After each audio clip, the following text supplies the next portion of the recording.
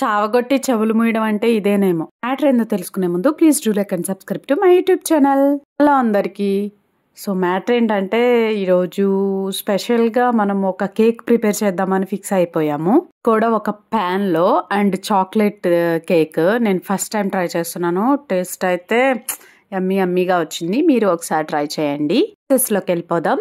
Firstly ఒక pan తీసుకొని అందులో ఆయిల్ వేసుకున్నాను. ఒక హాఫ్ కప్ వేసుకున్నాను అనమాట.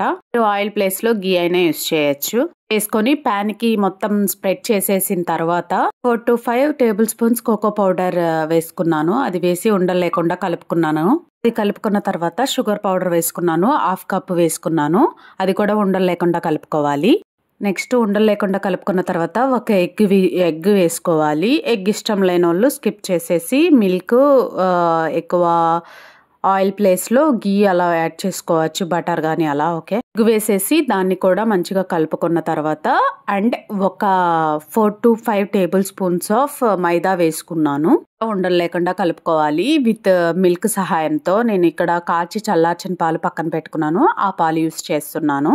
ఉండలు లేకుండా వీడియోలో చూపించిన విధంగా కనుక మీకు ఆ ప్యాటర్న్లో కనుక వస్తే స్టవ్ మీద పెట్టేసి ఒక 30 నిమిషాలు అనమాట దానికి మూత పెట్టేసేయాలి. మొత్తం క్లోజ్ చేసేసి అది మీడియంలో పెట్టాను, ఐలో పెట్టకూడదు, మాడిపోతుంది. ఎందుకంటే నాన్ స్టిక్ ప్యాన్ తీసుకున్నాను నేను. కేక్ ప్రిపేర్ అయ్యేలోపు టాపింగ్ కోసం పౌడర్, షుగర్ పౌడర్ అండ్ కూడా కలిపి లిక్విడ్ చాక్లెట్ లా చేసుకున్నాను. పౌడర్ ఉందని తెగ యూస్ చేసేస్తున్నాను, దాన్ని సావదొబ్బుతున్నాను అనమాట. అది మ్యాటరు.